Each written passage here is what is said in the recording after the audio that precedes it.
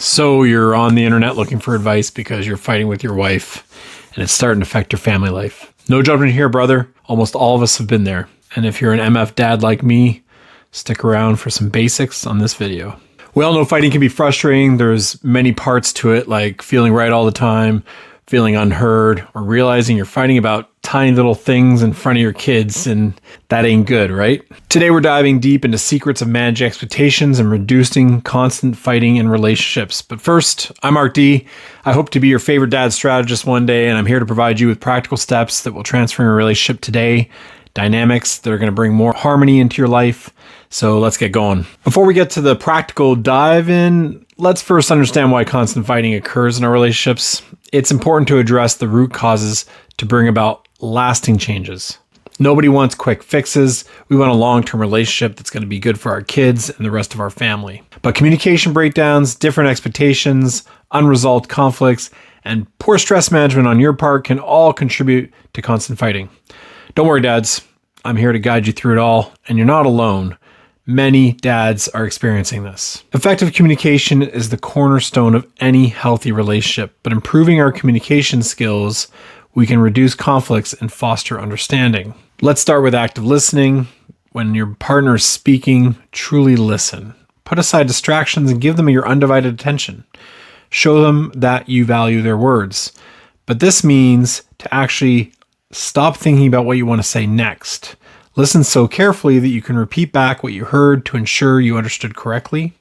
This not only clarifies any miscommunication, but also demonstrates that you genuinely care about what your partner's saying. And you shouldn't just be showing it. I hope it's true. Another powerful communication strategy is using the I statement. Instead of blaming or accusing, express your feelings and needs using I statements. This promotes understanding and avoids defensiveness. Instead of saying stuff like, you always blah, blah, blah, say, I feel like I could need more X in this relationship. Remember, communication is a two-way street, so encourage your partner to express themselves openly, but you have to create a safe space where you both can share your thoughts and emotions without judgment. While they're talking, don't jump all over them. Wait a moment, validate their feelings before you move on. So now that we've covered effective communication, let's move on to setting management and expectations, which is a key aspect of reducing conflicts for relationships. Look, we all have expectations in relationships, even me.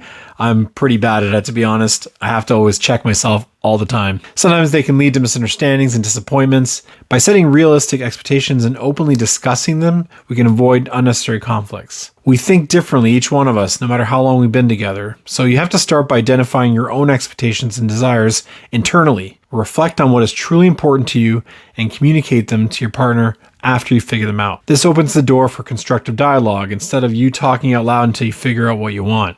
You really have to know yourself. Once you've shared your expectations, listen to your partner's expectations as well, but have an open mind and heart. Understand their perspective and be willing to compromise when necessary. Remember, relationships are a partnership. You can't be a dictator, a control freak, or over-critically analyzing and making things logical. Feelings are involved too, unfortunately, gentlemen. Regularly check in with each other to ensure your expectations are aligned and reassess them as your relationship evolves or things change, your kid gets older, things are going to be different. Dialogue strengthens your communication and prevents connection from failing. Now that we've explored effective communication and setting expectations, let's talk about healthy arguments and conflict resolution in relationships. Oh, is there a healthy conflict resolution thing? Yeah, absolutely there is.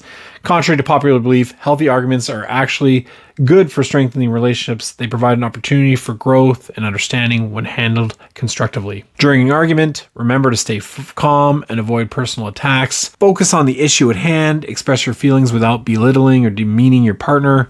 This is really important. And if you take turns speaking actively, listen to each other's perspectives, you're going to seek a common ground and find compromises that satisfy both of your needs. Remember, it's not about winning, it's about finding a solution together. So if you're constantly finding yourself pushing your narrative without listening to the other one, you got to start getting your brain to work for you instead of against you. Now we've talked about effective communication, setting expectations, healthy arguments, some practical steps to resolve conflicts, strengthen your relationship are coming your way. Look, when conflicts arise, take a step back, give yourself some space to cool down.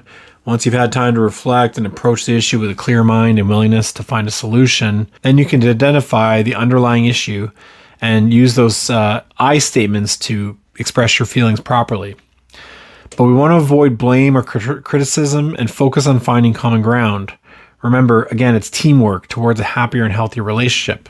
If you can have blameless discernment by showing objective observations, describing the situation as you see it, you're going to have a lot of success with that. Seek professional help if you have to. Sometimes conflicts require a little bit of guidance through coaching and therapy. Always be willing and eager to reach out with support. As we wrap up today's video, I want you to remember that conflicts are a natural part of any relationship. It's how we handle them that defines the strength and growth of our connection. By implementing these strategies and cultivating open, honest, heartfelt communication, you can transform your relationship and create a harmonious environment for you and your loved one. Remember, dads, you have the power to make a positive change. You set the tone in your whole family. The mood you bring is the mood everyone else is going to be around.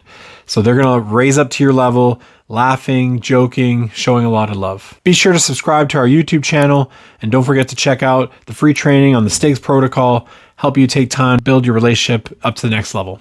Thanks for joining me today. Remember, you're capable of creating a relationship you desire. Stay tuned, and as I said, subscribe for more. I'm Mark D, your favorite dad strategist, signing off. Peace, dads.